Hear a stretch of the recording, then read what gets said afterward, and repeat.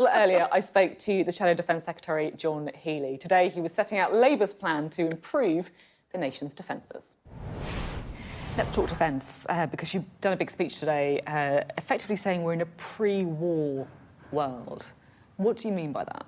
Well, I used the Defence Secretary Grant Shapps' speech earlier this month, in which he said we are now in a pre-war world. I used that as my starting point to argue we need a much stronger centre for defence, capable of making the changes to allow us to deal with the hollowed-out state of our forces and to allow us to prepare to respond to the threats and the conflicts that may threaten us now in this century ahead. You talk about the Defence Forces being hollowed out. You agree with Grant Shapps' assessment that we're in a pre-war world, a dangerous world. How worried are you? It's a deep concern. We have war in Europe for the first time since the Second World War. We have a conflict in the Middle East. We have the prospect of at least a decade of continuing Russian aggression, whatever happens in Ukraine. And we've seen 14 years in which our UK forces have been hollowed out and underfunded, and that's how Grant Shapps' predecessor, Ben Wallace, described them to us in the House of Commons. I mean, sounds pretty worrying. So what's your solution then? Well, it's a deep concern, and we have to... My speech today was really arguing that we have to make some big decisions on defence for the future.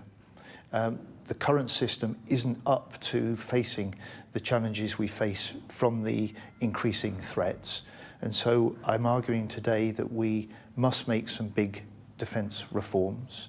This isn't often what politicians talk about, but these are the foundations for us being able to rebuild the fighting readiness of our forces, which in turn allows us to deter and, if very necessary, fight the conflicts that we may face in the future. So what exactly is that? What are these big defence reforms? So we need a stronger defence centre. First of all, I'm saying we need a clearer, stronger military authority and accountability. So I'm saying that for the first time, the service chiefs, the head of the Army, Navy and Air Force, will answer to the Chief of the Defence Staff, our most senior military commander.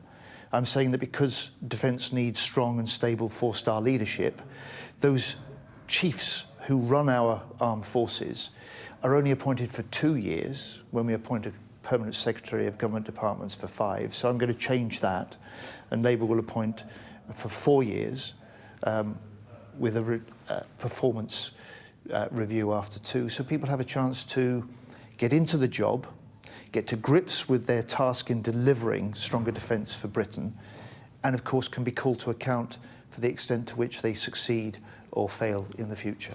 It feels like you lay out a really worrying picture. You talk about the global threats, you talk about a defence force that's been hollowed out, and it just feels like there's a kind of a chasm between the size of the problem and the size of the solution here. If you're talking about, for example, defence forces being hollowed out, you make the point that the size of the British Army is smaller than at any time since Napoleon. When you left government in 2010, there were more than 100,000 full-time troops. So how big should the British Army be? Well, I've set out our Labour priorities before. Today's speech was about defence reform. But first and foremost, we've got to reinforce our homeland UK defences. Secondly, we've got to fulfil our NATO obligations in full. Third, we've got to make allies our strategic strength. So we will strike a new big should the British agreement Army with the Germans, be? with the French and with the European Union. So how big should the British Army be? In the end, those decisions can only be taken in government. And the reason they can only be taken in government is that only government knows the classified information about the threats we face, the capabilities that we have got, the costs of what we're doing, and what's required for the future. So that's why, in that first year of a Labour government, we will conduct and complete a strategic defence review. It's what's required, and that's the time as well that we can add in the constraints that we will face inevitably, and therefore make tough decisions over the finances too. Would I be right to presume that you think the army should be bigger? Is that fair? But we've argued with ministers for 3 years now that they should halt the continuing cuts to the size of the British Army. Should the army be bigger? That's a decision clearly that you make when you can make those decisions. I mean, it feels like but you've said that you'd be talking about 100,000 troops when you were last in power. You talked about the army being hollowed out. You can't even tell me yes or no. Should the army be bigger? I'm not asking you to put a figure on it. No, that's right. The last year that Labour was in government, we were spending 2.5% of GDP on defence. So you think it should be bigger, right? You think this army should be bigger? We had over 100,000 full-time army soldiers. We've argued that the cuts are going too far. We've argued that ministers should stop those cuts now. Why can't you just tell me that you think the army should be bigger? Because judging exactly what you need for the size of the army is part of the decisions you need to take. I'm not asking exactly what you need. I understand what you're saying. You're not going to tell me an exact number. Should it be bigger? Well, the army should certainly not be cut further, and we're seeing further cuts to army numbers this year at the time when NATO is increasing the size of its high readiness force from 40,000 to 300,000. Britain's going in the wrong direction over this, and the judgments we take about the size of the army, the shape of our forces, the kit they need to be able to fight in the future will be decisions taken in government and not in opposition. It's not like a big faraway hypothetical though, is it? I mean, you're hoping to be Defence Secretary this year, probably. It's not a hypothetical, but quite clearly we've got a budget next week. We may have another budget-style decisions from the government in the autumn before another election. When we see the circumstances we're in, we're going to be able to make those decisions as part of the run-up to and then after the election campaign. In this speech today, you also say that Europe can't rely on the US to underpin its defence strategy because you're saying that America is focusing increasingly on China rather than, for example, Russia. Do you want to see more integration between the British Army and the armies in Europe?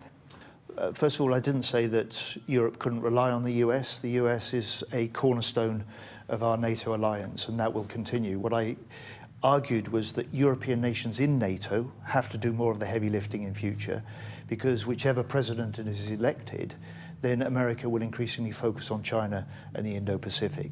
So our task is for UK to lead within NATO, and our task is to make sure that the way that we develop the fighting strength of our own British forces fits with the needs of the NATO, and because together 32 nations are far stronger than one standing alone.